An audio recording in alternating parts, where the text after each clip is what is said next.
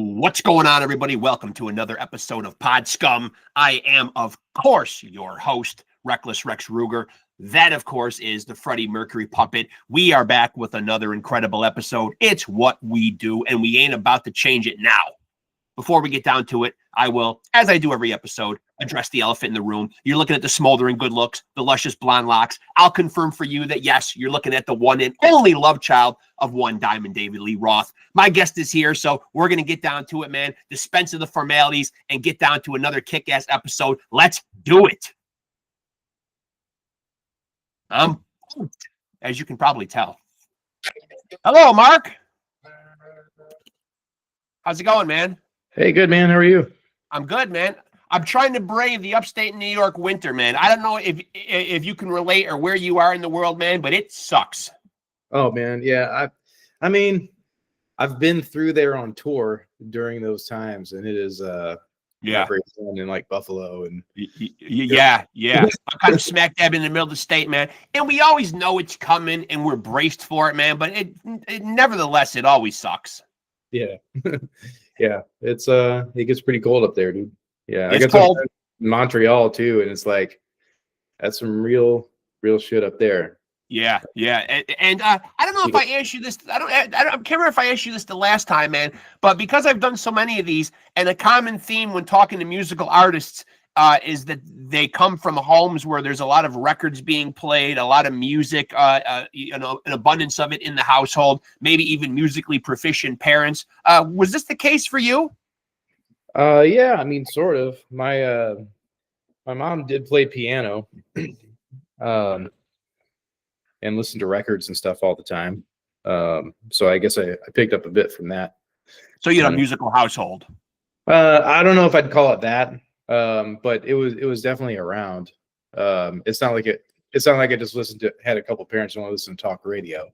Right. Dad doesn't play an instrument or anything. But my mom played piano, and she definitely, taught me some things and introduced me to that, and was always listening to music and stuff. So there was definitely some exposure there. And so what age did you get a guitar in your hands? Kind of late, probably like 13. I had interest in it, but you're relying on your parents to like buy that or, give you an allowance so you can buy it. Right. I was like, I don't know. It just didn't happen until then. So yeah, I got a GHS Strat copy and started taking lessons down the street. Okay, so there were lessons involved then. So you wouldn't describe yourself as completely self-taught? No, man. I had a little bit of guidance in the beginning there. The guy's name was Dan. I can't remember his last name.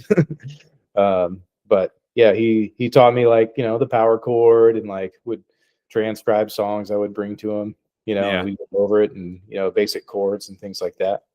Were there other instruments that were going to be on the radar, or was it always going to be the guitar? No, it was just guitar. We had a piano in the house, but it's kind of weird. You would think the folks would, get the kid on some piano lessons or something. Yeah. That just never happened. But I took interest in guitar, and so we did that and started taking lessons. And I'm mostly self-taught, but I can't I'm not going to take credit away from Dan, who taught me some of the basics, and I've been used to the instrument. And so there was no interest in I feel like the one that parents might dread the most is their kids coming home and wanting to play the drums, loud, pounding, all hours of the night. But oftentimes that's attractive to kids, though. I played drums too, but that came a little bit later. So we did have a kit in the house. Okay. We had a Tama Rockstar, chrome one. I didn't take lessons there. My friend Andy down the street, he played drums, and we just wanted a kit at the house so we could jam. So the kid was at the house, so we would jam, and then I would obviously he was at my house, so I'd watch him, and then I'd start doing the stuff he was doing. He's still way better than I am, but yeah. And And so what was your foray into the more extreme side of music though, man? Like what's the gateway for you to get it into metal? Do you remember where it started? Was there a specific album or an artist that kind of got its hooks in you? Yep. Yeah. So I was 12-ish, 12 going on 13. Met my friend Andy Husky in like 7th grade or something. And so I'd go over to his house on Gordon Court, and we go in the basement. He had an older brother. Of course, it's always someone's older brother, right? Yeah. Yeah. And his older brother, Chris, it turned him on to a handful of bands. And that was like Faith No More, Pantera, White Zombie, Ministry, Testament, Metallica, obviously. I'm trying to think if there was any more in that handful. Slayer came from somebody else. Yeah. But I think that was about it. And that Nine Inch Nails was in there. I don't know if I mentioned that, but that was like sort of like this weird, handful of bands. And as far as like chasing extreme stuff, like I was obviously like latched on to Pantera pretty hard. Yeah.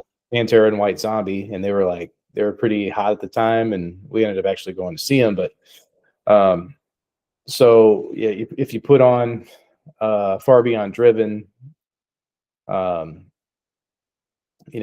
title, like the opening track, Strength Beyond Strength, it at the time was like so heavy I couldn't listen to it. Yeah. It's like it was scary. It was scary heavy. I couldn't even like figure it out. You know what I mean? Yeah. I remember this distinctly. I couldn't figure it out.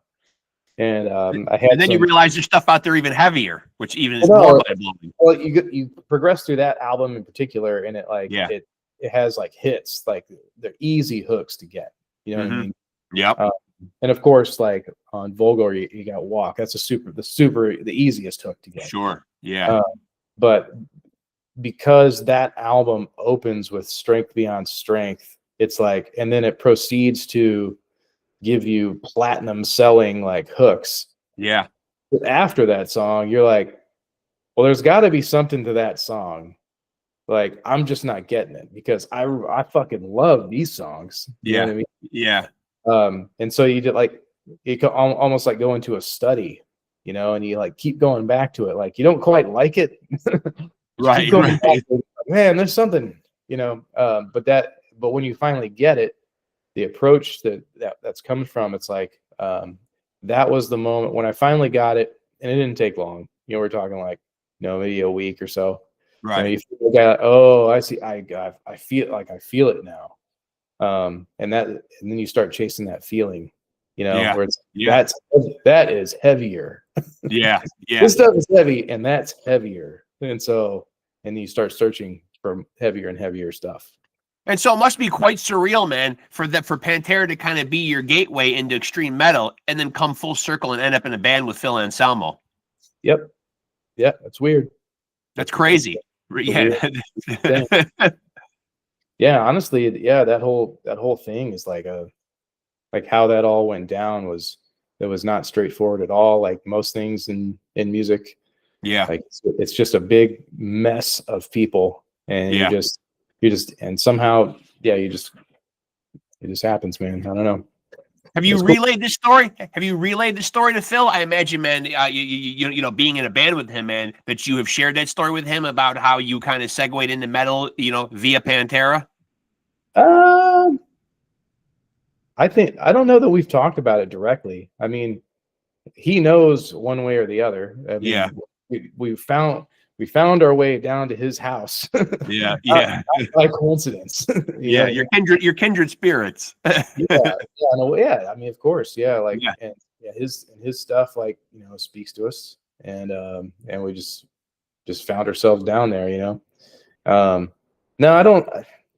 we don't really have those kind of conversations, man. I mean, that's a very like fanboy kind of conversation. And, it is. Yeah. In the working context, like in our work environment, when we're down there rehearsing or whatever, or recording, it's it's very much like peer to peer. kind of interactions, Right. like even when you're hanging out. And yeah, like, and sometimes when he's, when he goes on like story time, about the old days, you kind of catch yourself going, holy shit, that peer-to-peer stuff's out the window. And you're like, Right. yeah, you are the guy that was on that stage when that was looking at on stage, and I was like 14 years old or whatever. Yeah. Yeah. You're that I think, guy. yeah. You were standing next to, Dimebag Darrell and Vinnie Paul. Yeah. Yeah. I think many people forget, man, the impact of Pantera. And I like to take these opportunities to remind people, man, that in the 90s, man, they were the band flying the flag for metal, man, when country and hip hop and these other genres were really gaining momentum and strength. And metal was, it never really died, man, but its powers had diminished a little bit in certain parts of the 90s. Metallica wasn't the band that we know. From back in their classic albums, and Pantera was really championing metal and putting out, as you mentioned, those great, hook-filled albums. Yeah, man, they really carried. They were the saviors. Yeah. Yeah. And but in a lot of ways, it pushed underground too. I just feel like that time period was very good for the genre, even though like it kind of like you said, it was, like. As I've learned, I was very young at this time, but like, in the early 80s, like metal was pop music. Yeah. Hard to fathom that. It's like, yeah. Quiet Riot was Taylor Swift. Right. That's weird to think about.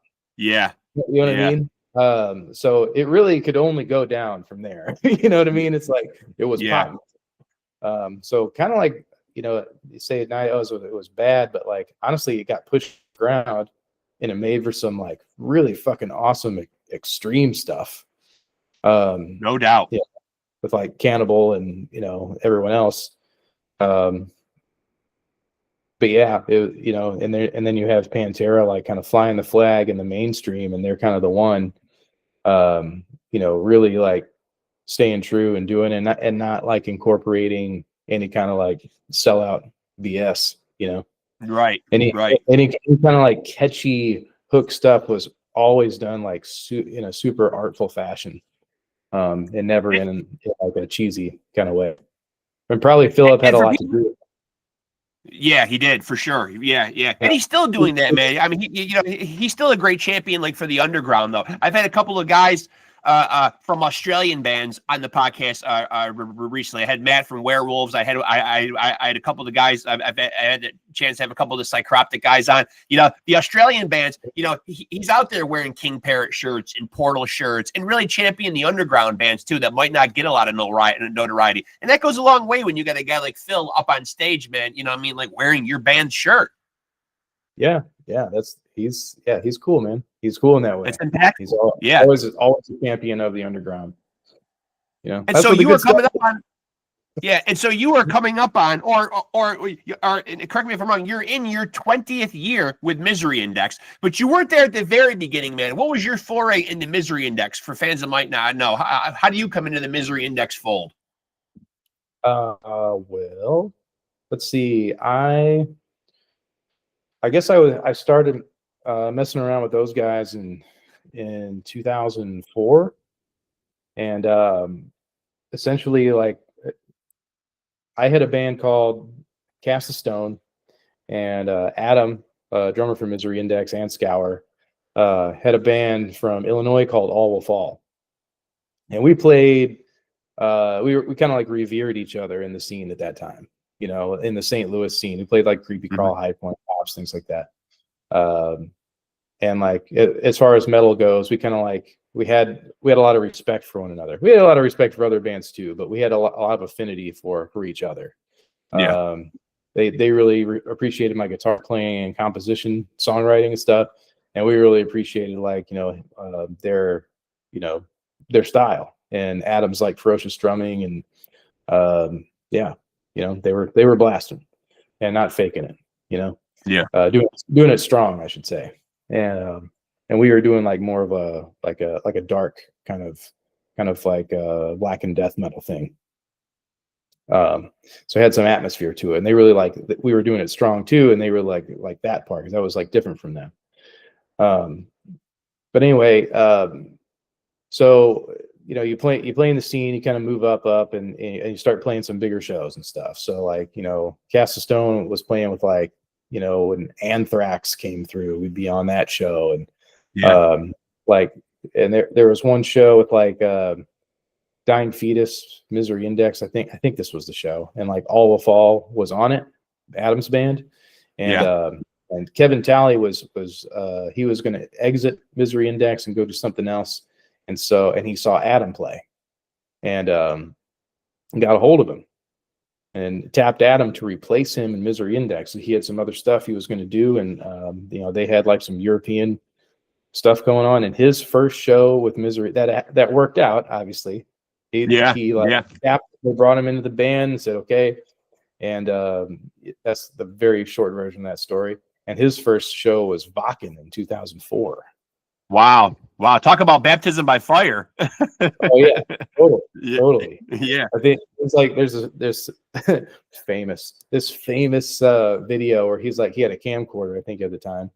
And like, it's like he's going in the crowd, and it's like you could see it's like shaking in his hands. Yeah.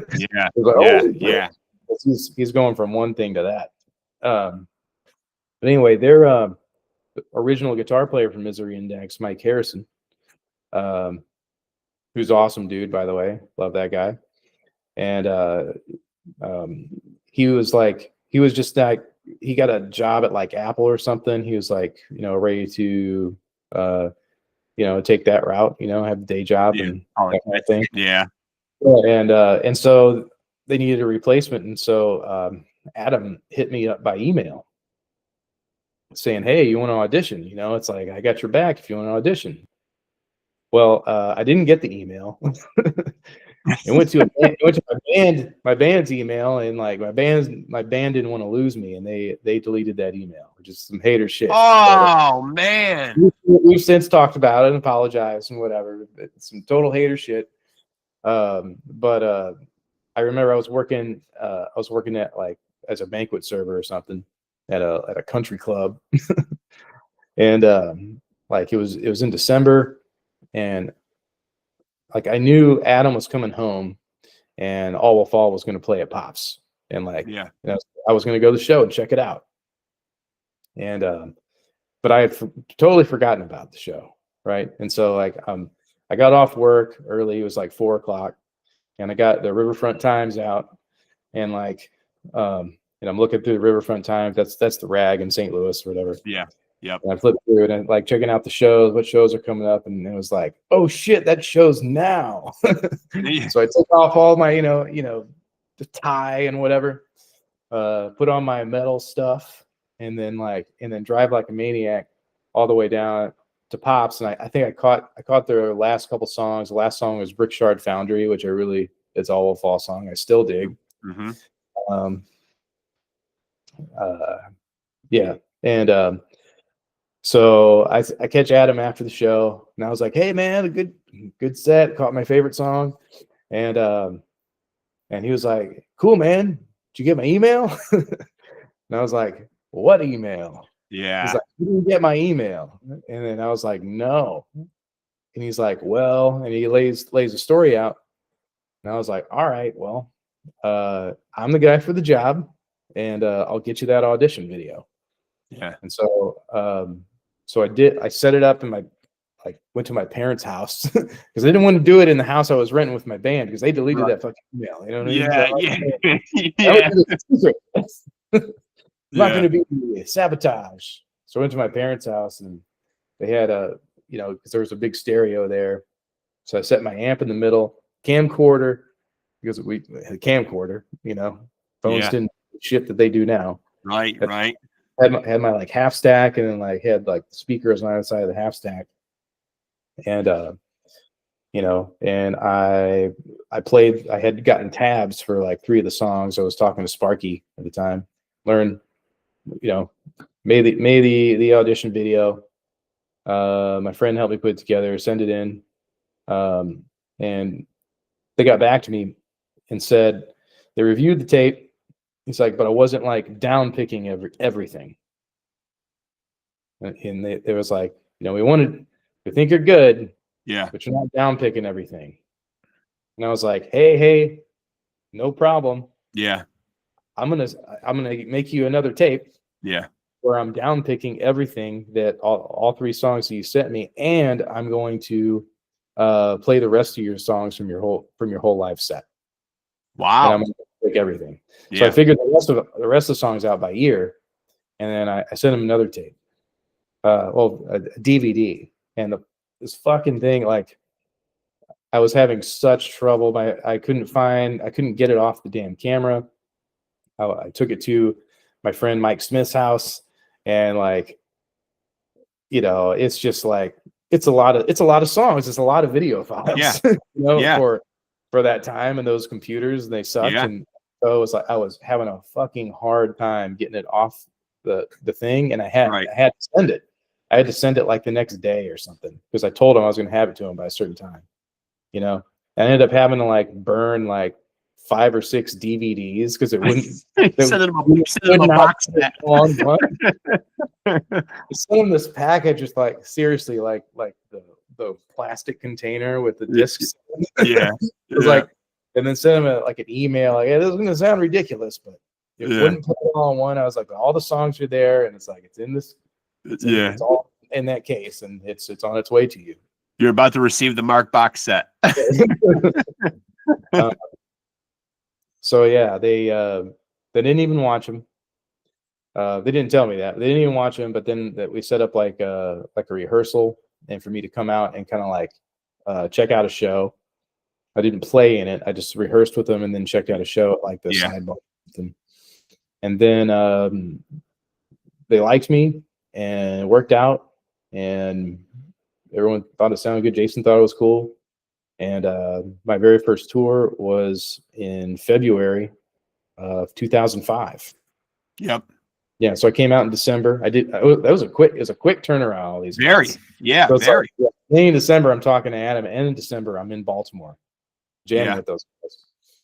And I remember coming back from that jam because like my guys, Cast of Stone guys, like picked me up from the airport, and I think we're going to like mix down something, and they were very upset about the situation.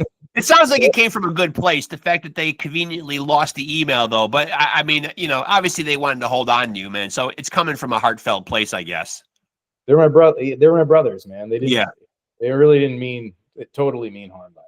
Yeah. I still talk to those guys. I mean, Derek's in SCOUR. Yeah. Right. Hard to avoid him.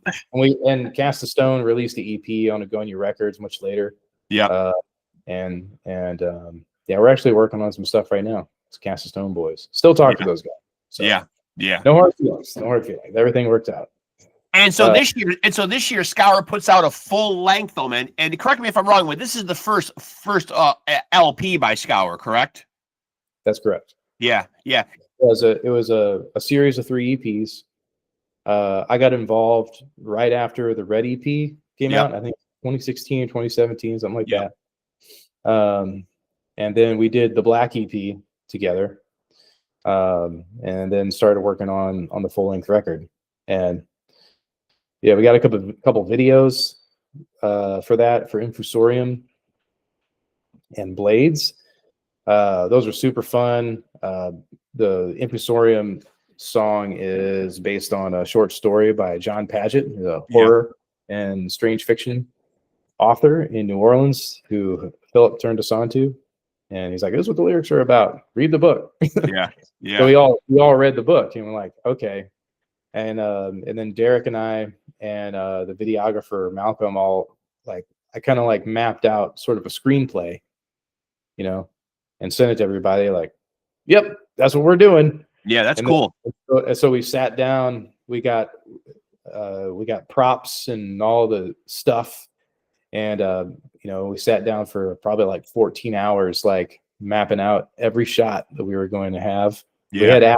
We lined up the actors. John and Kate lined up a couple actors. Derek and Malcolm and I did the whole screenplay shot for shot. And then we went through and shot all that stuff and put it together.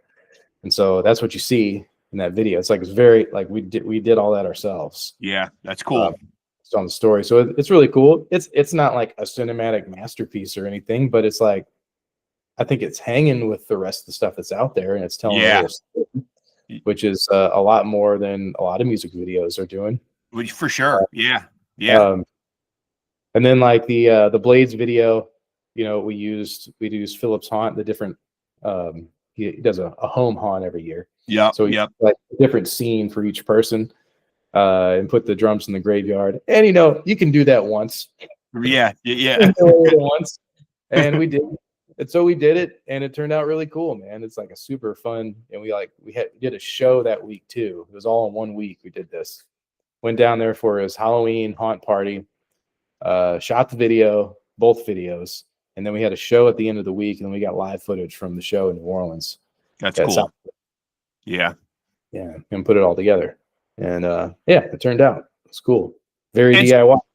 And so why does it feel like this was a better time to do a full-length LP, man? Because you guys had done EPs up to this point in time, and you are seeing a lot of artists nowadays doing singles, EPs, smaller bodies of work. I don't have to tell you, people are listening to music differently. Attention spans are not what they used to be. People aren't consuming full albums anymore. Why did it feel like this was a good time for SCOUR to do an LP? Is this like a consensus of the band? You guys got together and said, let's do a full length? It was always part of the plan. Yeah. Okay. SCOUR's plan. Derek and John made this plan long ago. It's got a plan. It's all mapped out. And this is just sticking to the plan. It's just part of the plan. But as far as like albums go, when it comes to, that might be true in certain genres or whatever, but like when it comes to metal, yeah, people still take the full length album more seriously than an EP. It is the only genre that it really is the only genre that's the exception to the rule. You're right, man. Rock and metal fans really do like their full lengths for sure. They like the full, to go on the journey, and they like the full length album. I mean, you know, as much as a band like, for example, like Blood Incantation has shot up, I think that's just a testament to how much the metal crowd is still digs the album format. Yeah. I mean, because I mean, especially for them, I have to go on a diatribe about Blood Incantation. Love the band, but it's, you know, it's long form songs that go many places, and they do.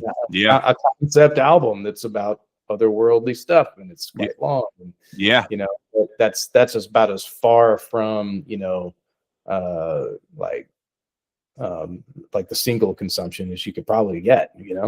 Yeah.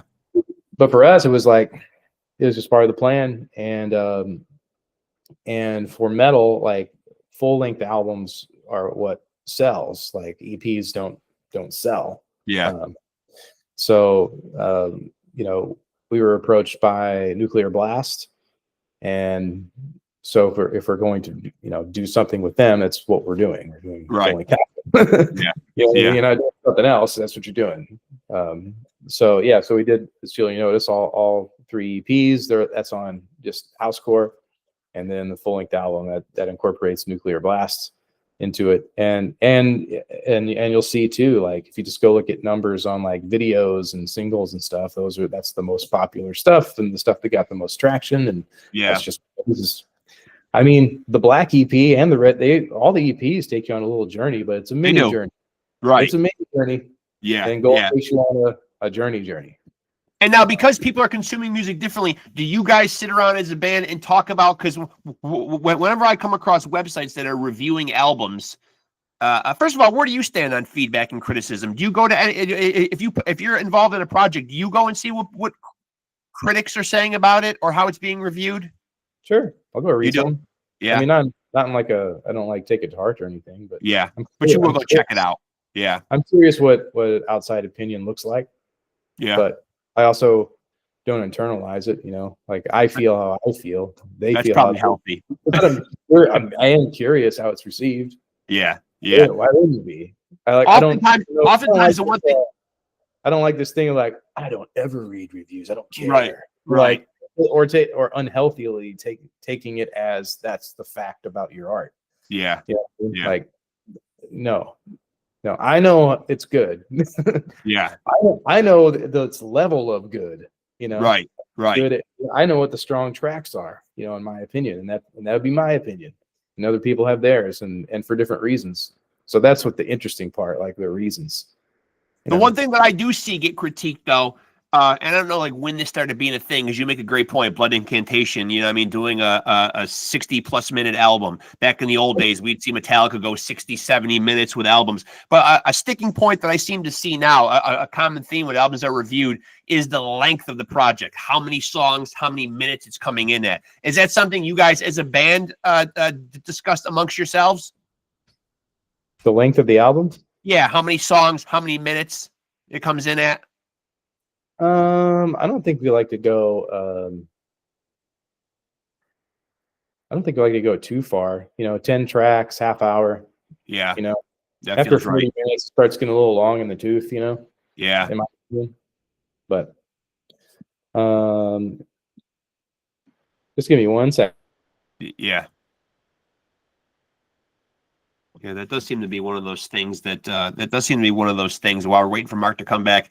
Whenever we do see albums get reviewed nowadays, I don't know. It's always like people are either it's too many songs and it went on and you know 30 minutes was too short, but 40 minutes was too long, and I don't know. It just seems like a lot of like nitpicking nowadays, and I don't know if that's just the thing now that you know that reviewers are honing in on. And just like you know, I don't know when that became you know the barometer. You know, I mean, how long something comes in at, but it seems like it's one of those things that I'm commonly seeing in album reviews. You know, it was too many songs. It was too many minutes. It should have been leaner and trimmer. And I mean, well, we kind of live in like a content driven we do industry where they have to churn out more and more, faster and faster. Yeah. And that just kind of lends itself to not thinking about it long enough. Yeah. And so because you're not thinking about it long enough, you're more prone to like knee jerk and surface level kind of reactions. So there's that number there. It's like, I'll react to that. When really it should be like within on any album or band, or it should be on any work should be on its own merit. Like right. The strength of the material. What does it set it to you? What is it speaking to you? What is it setting out to do? And now, is it doing it well? Is the length helping? Right. Or is it hurting? Are you getting bored? Is boredom supposed to be part of it? Right. If it's not, that's bad. But if it is, if you are supposed to have that feeling, then well, yeah. If you're just supposed to be, because you know some music is like that. You know, you're supposed to sit in it. Son, give me a break. Right. Good example. Yeah.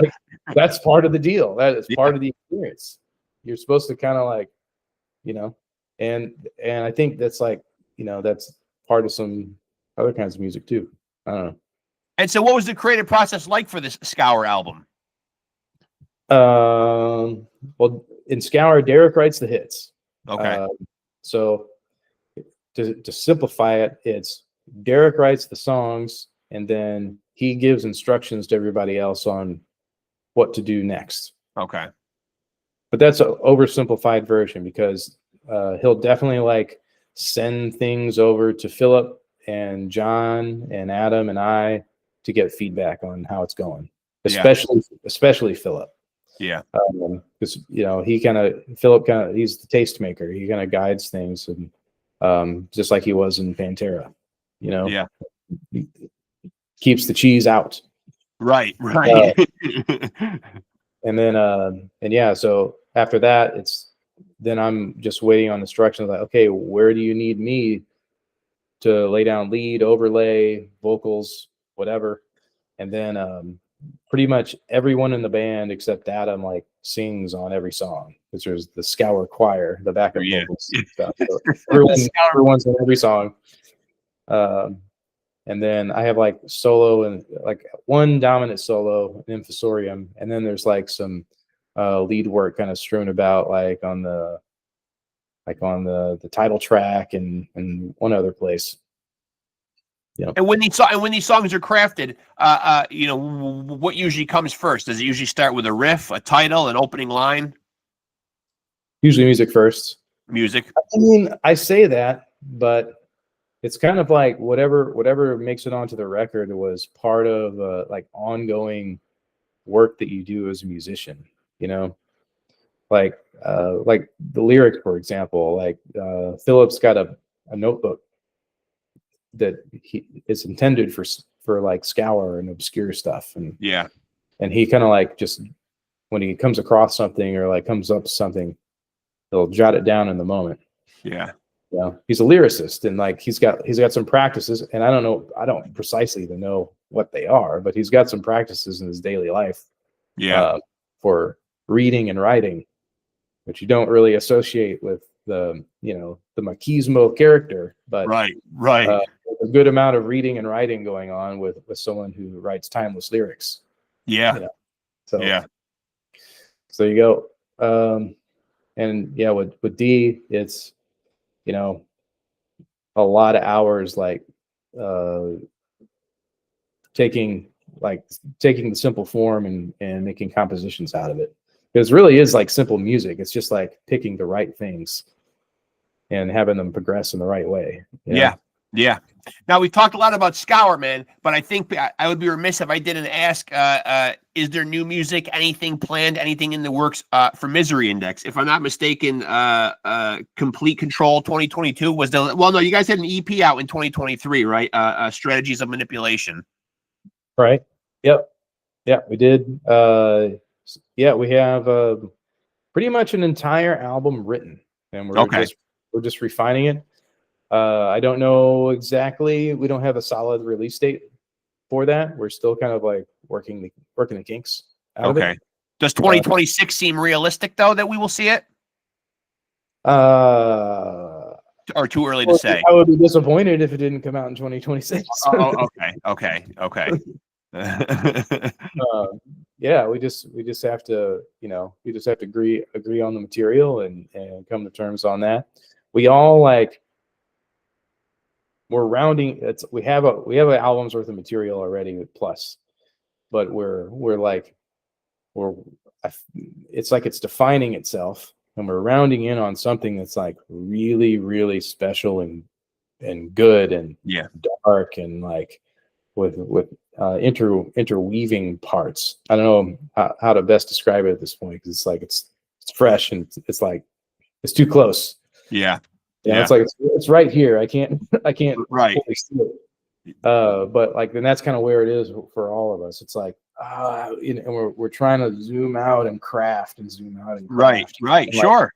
There's one song in the lot of them that's really like that's it. Like, that's it. That's sort of like the summation of the next evolution, so to speak. And now when you point at a song like that and you say, aha, that's it, man, like what's the song saying or making you, why do you have that reaction to it? That's interesting. I don't know. It's different every time. That's the thing. It's different every time. So like it had been that way like the whole time, like, from Traders on to Heirs to Thievery. Those are very different albums. Heirs on to Killing Gods. Killing Gods are very like atmospheric and dark. And then on to Rituals of Power was like kind of like you're writing individual hits, and then Complete Control is like taking it was almost a retrospective. It's like taking everything that we've done up to that point and just crafting songs out of what is our sound. I don't think it like had like the hit song factor that Rituals of Power did, but it was like very it was a homage. And some people argue that that's like the worst form of art when you're giving an homage to anything, but we felt it was due. With many albums deep, it's like I think it's okay at some point to like give a homage to like where you've been or moving forward, because like literally every single album was a leap that way. Right. And it's like, when do we get to look back? When do we get to celebrate what we're doing? Because like some other bands, where it's like,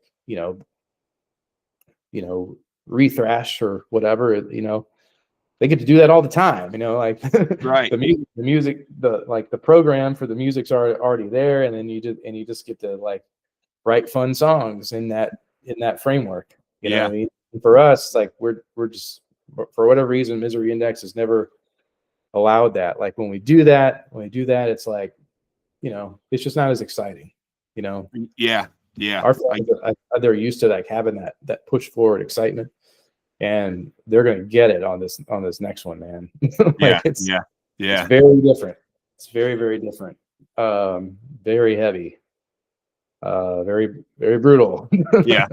And now, what's your relationship with touring, man? Touring is such a big part of what you do, man. You know what I mean? But you've been at this for a long time, though. Is touring still the same thrill for you? Obviously, there's a part of it that's obviously exciting, touring the world, seeing different places. But I imagine, though, being away from your creature comforts, being away from home, there's kind of that push and pull, that dichotomy between the two, man. What's your relationship like at this stage of your career with touring? I definitely don't like to be away from the fam. Yeah. I prefer doing like the festival bit. Yep. Like festival runs, things like that. I will say that Misery Index has played a lot of shows. Yeah. We've kind of like, at this stage in the game, we've kind of done it all. Yep. So a lot of the things that we're doing, it's like we're doing again. Yeah. Been there, done it. Yeah. And it's not a feeling of been there, done that or anything. Like it's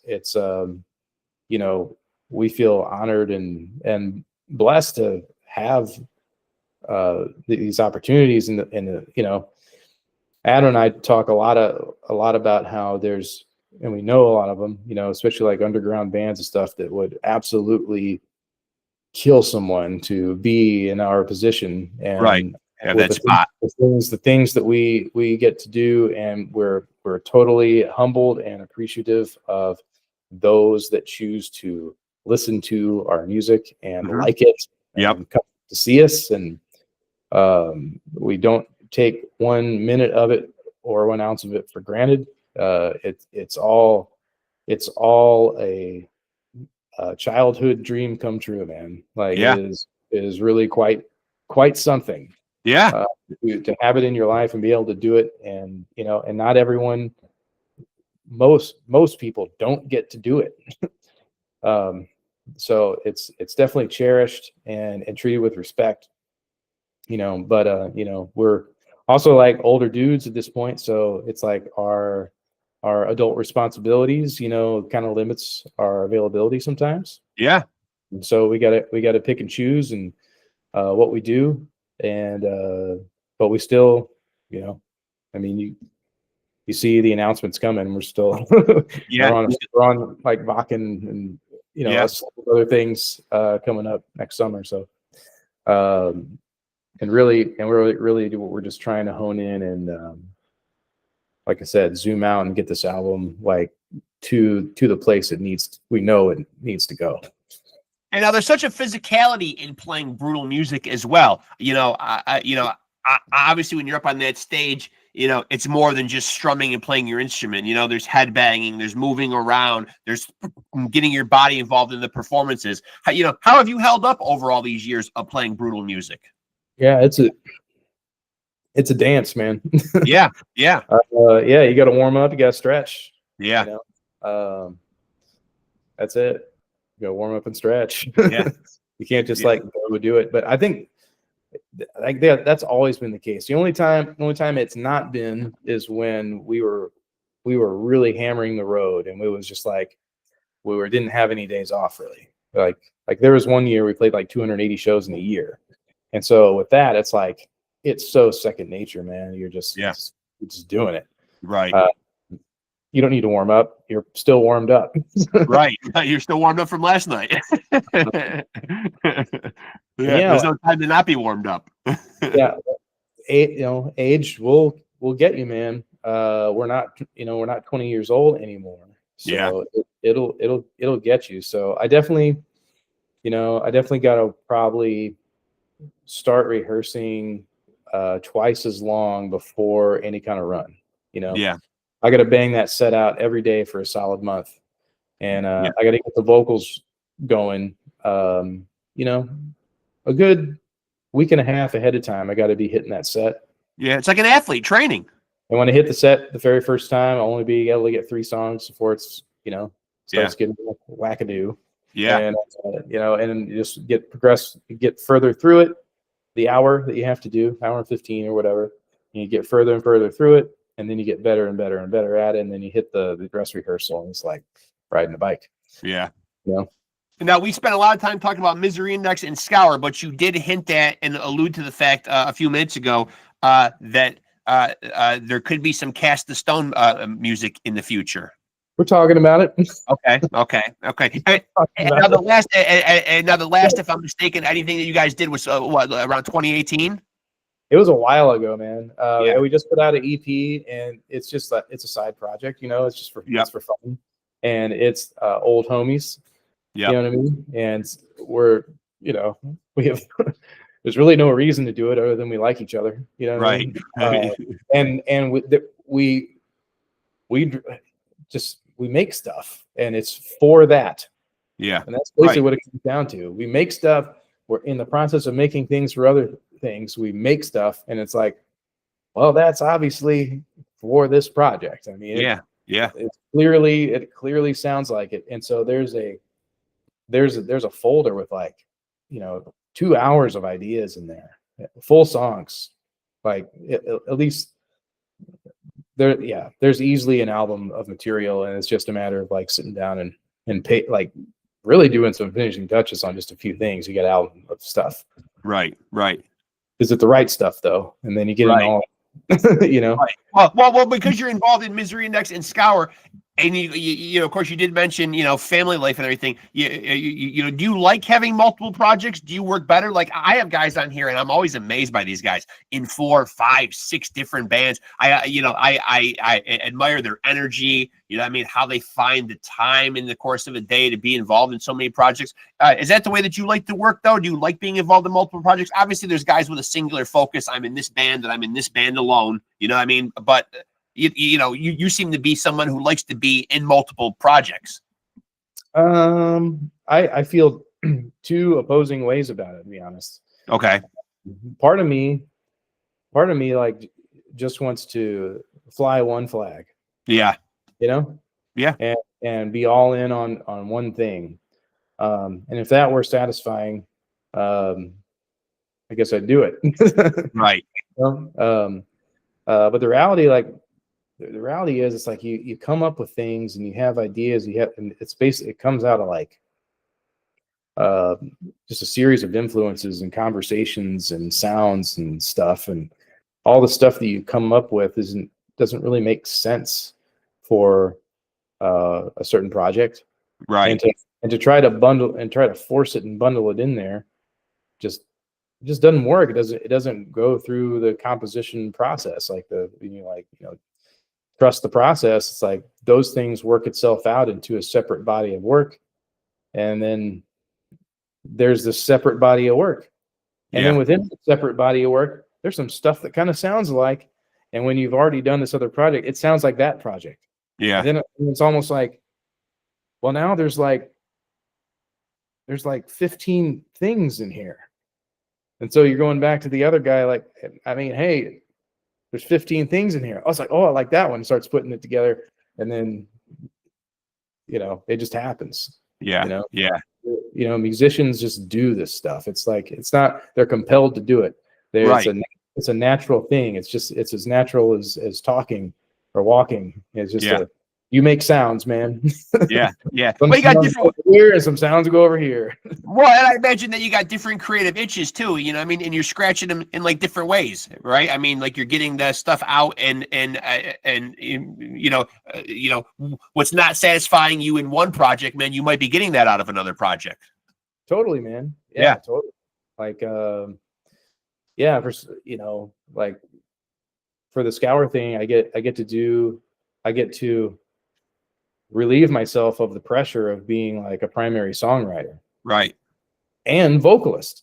Yeah, I don't have to do that. I got like the best guy to write SCOUR songs, and then I got like the best metal vocalist on earth. Yeah. Yeah. So I just get to be over here, like, being part of the conversation and, like, critiquing things as they're being written and giving my 2 cents. And then when it comes to like leads and any cacophony kind of shit, like, I have the ability to, like, like the infusorium solo, I can focus on that and make it really good. Yeah.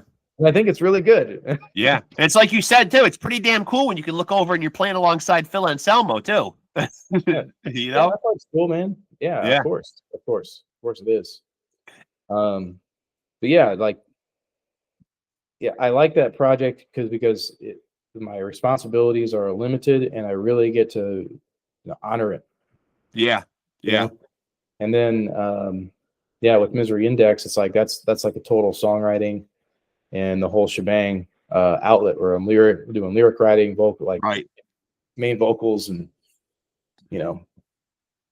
that kind of stuff. So it's like, it's different. And it's like, why, you wouldn't want to give up either one. Right. Yeah. And why should you? Yeah. I mean, you don't need to. Don't have to. Yeah. Of course, I got like a bunch of other ideas, but there's only so much time in the day. Right. And there's so many genres and subgenres of the subgenres, you know what I mean? Like the metal world is just, you know what I mean? Every time I turn around, there's like a new type of core. There's a death core. There's a this core. There's a that core. When it comes right down to it, man, like, the bands that you're in, man, do you classify them or put them in any type of genre? Do they fit in any type of genre? Like, what would you say is the style or genre of music that Misery Index plays? I don't know. Like, genres are for consumers. They really are. Yeah. And I think they kind of muddy the waters and confuse people sometimes. It's only so you can categorize the records in the record shop, so to speak. Right. That's really all it's for. To differentiate it from Miles Davis. Right. In a stack. I mean, and yeah, so I don't think anyone here is like trying to write into any kind of microcosm subgenre or anything. SCOUR's got, grind and black metal tendencies. Misery Index has death metal, old school death metal, grind tendencies, I guess. And I feel a little hardcore in there with Misery Index too, a bit. Little East Coast hardcore is baked in there. I mean, it's just like one of the things. It's like, it's kind of, I think, I don't know, maybe it's not missing from the analysis, but because like it definitely in hardcore in the hardcore realm, it comes from a place. There's New York, it comes from a place, and it has a sound to that place. So Misery Index is like primarily out of Baltimore, and it's got that Maryland death metal sound. It's like hardcore is mixed into it, like the hardcore scene crossbreed with the death metal going on. Dying Fetus is like another one. Big Destroyer is another one, and it's like we're all just those three bands in particular. Visceral Disgorge is another one. Those three bands in particular, like, are just kind of like same ingredients, different mix. Right. Of like East Coast death metal, which has elements of like hardcore, because like the hardcore scene was prevalent in Maryland as well. Next. And Baltimore's a tough city, man. Like, much like a lot of great hardcore came out of New York, the Lower East Side of New York, and we think about the old school punk hardcore bands, man. I mean, Baltimore is a city with a lot of grit to it. Yeah, absolutely. Yeah, no doubt about it. And so are there a couple of names that come to mind, maybe two or three just off the top of your head that you could throw out there that you feel like have had the most impact on your own guitar playing? I mean, nothing that's not typical as fuck. Like, right. James Hetfield a lot because of the heavy right hand and fighting. Yeah. I like Dimebag Darrell. Of course. Because of specifically song within a song, leadsmanship. And just he's the full package. He really is the full package, man. I've had more people listen to Pantera. I've turned more people on to Pantera who are amazed that that's not a 2-guitar band, man. You know what I mean? Just how full they sound, man. And you just realize that just Dime is the only guitar player in that band. It's incredible. Yeah, and you think about him writing that stuff too, right? Man. Like, wow, those albums are good. Yeah, like that songwriting is top notch. Like, yeah, I mean, top notch. I mean, they're even working in like certain kind of time, like throwing the timing off, and without ever losing the groove or losing the people in the groove. Like, really, really, like subtly amazing shit. Like it really is. It really is. I mean, I mean, to maintain that heaviness, but still be so commercially accessible to, man, and just loved by people, man. You know what I mean? Even people that weren't diehard metalheads, man, like fucking could groove them to Pantera. It's wild, man. It's wild. Man. And the lead playing goes without saying. I mean, you know, man. It's like, I remember even like in younger years, like where I just didn't have much to compare. Like, but it was like I always compare like Metallica and Pantera, and it was like Kirk Hammett to Dimebag Darrell was like, circles around that dude. Right. I mean, just in also like the expressive bending and vibrato and stuff. It's like had it dialed to where it was like, and it was like really, it was like an extension of. He was really expressing himself with it.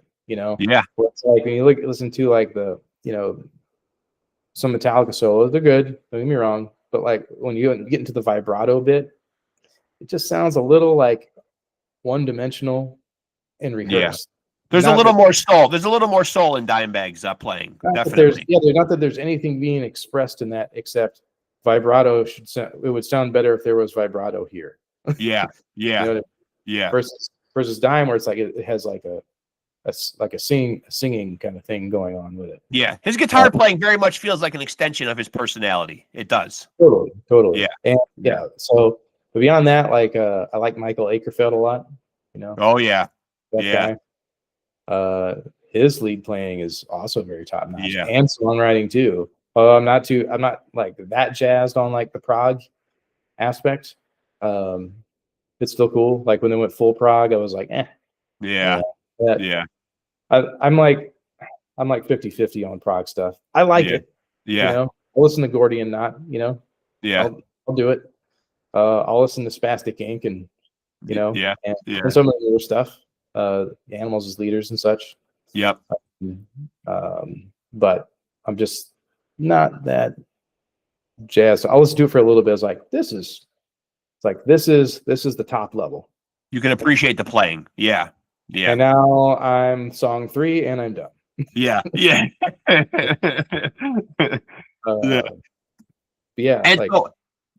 And so what do you have planned for the holidays, man? How will you spend your holidays, man? Is that mapped out? Probably just at home. Yeah. That's it. So the rest of 2025 is pretty quiet for you as far as like obligations, touring, musical stuff. It's pretty quiet.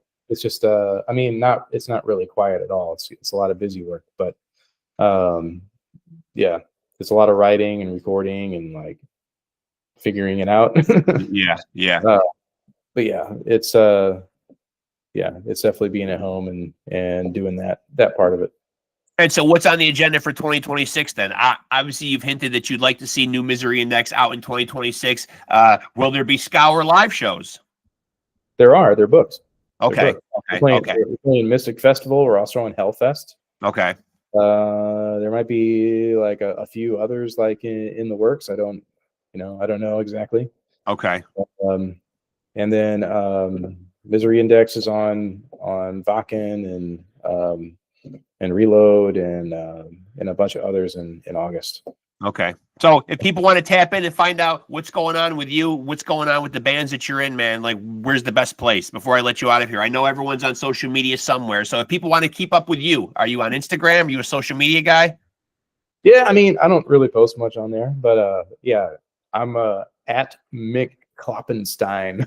Okay. Figure that out. But you can follow Misery Index and SCOUR on there. And they have their websites and stuff. You can find us. Come on, people, be resourceful out there. We can't do it for you, for God's sake. Look up the band name. Yeah.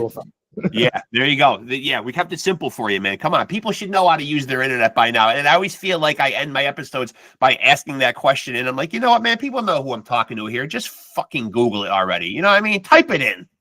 You got AI and everything. It's all Yeah, for God's sake, I know. I know it's becoming a pretty scary world. I know. I feel like the AI is listening all the time, man. I don't know. I've had a couple of conversations with people at work, and then suddenly stuff starts popping up on my phone. I don't know where we are with technology, man, but it seems to be getting a little weird. I don't know. I think things are starting to get a little too intelligent, man. Our cars, our devices, everything's getting a little smart. I guess that's where we are, though, now, right?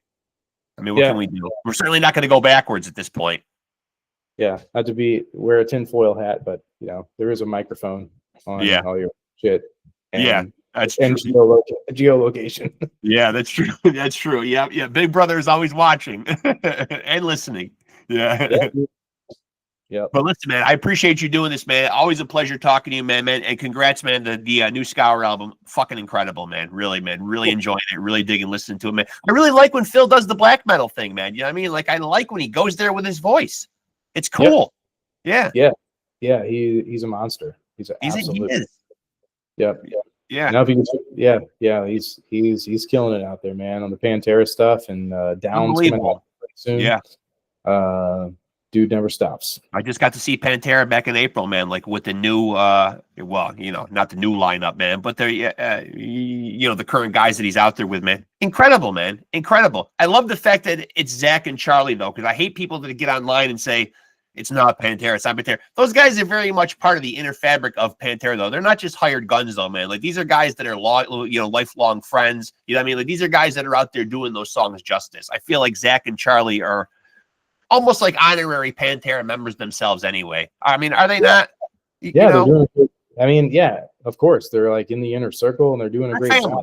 Yeah. And it's like, it's not Pantera. It's like, we know. Yeah, right. Yeah. You like, quit raining on my parade. I know. Please, already. Come on. You know, you could buy a ticket or you cannot buy a ticket. You have choices. I like these songs. And I happen to enjoy watching them live. And by the way, it's like it's treated. I'll say this too, like that whole thing is treated like it was just gonna be some shoe in. It was destined for success. There's no way. There was no risk involved whatsoever. Right. That is a load of shit. Yes. Like you can look back. Like they started doing this 3 years ago. You can look back now and say, oh yeah, it was gonna be, but it's like, dude, that wasn't guaranteed at all. No. Like that took a lot of work, a lot of risk. I mean, you saw the show. Yeah. What is it, like 100-person crew and like 7 semi trucks and tour buses and like, dude, it's like that is a lot of expenses per day. Yeah, it is. It is. And there's certainly filling out most days. Yeah. And it's like, but dude, like it wasn't like that was just going to happen. That took a lot of like strategy and figuring it out and like, figuring out what the stage was going to look like even and like people and the whole thing, man. It's I have a ton of respect to Kate and the crew and like everyone that put that thing on, man, because it was like a lot of money on the line, big risk, a lot of people giving up a lot of their life. Sure. Yeah. And they did it beautifully, man. It's a really killer show and a great tribute. And that's the key part right there. You just said it. That's what you took the words right out of my mouth, man. You know what I mean? There's a tribute to the brothers, man. It's really done well. And it's keeping the music alive and introducing it to a new generation. Like when I was there, I saw people my age, you know what I mean, in their 40s and 50s, now bringing their kids and their grandkids, you know what I mean? So the Pantera music will continue to live on, generate. And that's really what it's all about, man. You know what I mean? Like that's leaving a legacy right there. You know what I mean? Like introducing it to new generations of metal fans, Yeah, I agree, man. That's beautiful. That's a beautiful thing, man. Yeah, it is. Yeah, I appreciate it, man. Thanks again for doing this, man. And I hope you have a happy holiday, man, you and your family. Yeah, man. Same to you. Thanks, man. Stay in touch. We'll do this again, my friend. Thank you. Cheers. Good talking to you, Mark. Thanks, buddy. And there he goes, folks. Mark Kloeppel from Misery Index and SCOUR. SCOUR has a new album out, just came out in 2025, a full length entitled Gold. And believe me, man, it is fucking gold. Go feast your ears on it. Heavy as fuck. Phil Anselmo doing the black metal thing, screaming, barking, woofing, growling. It is all that, man. I have had it on repeat a lot in the car, man. I am digging on it, man. And most importantly, man, I keyed in on Mark alluding to the fact that we will see new Misery Index in 2026. More good fucking news, man. Misery Index, one of my fucking all-time favorites, man. A powerhouse of a fucking metal band. And it has been since 2022 when we got a full length from them, Complete Control. And then in 2023, we got Strategies of Manipulation and EP. But we are fucking due for a new Misery Index. And as Mark said, it sounds like it's in the can and ready to come our way in 2026. So fingers crossed, we will see new Misery Index. And as I said, right now we've got new SCOUR out there. The album is called Gold. Go out there and check it out. 13 songs, 37 plus minutes of new SCOUR to feast your fucking ears on, man. So that should keep you satiated and get you through the holiday season.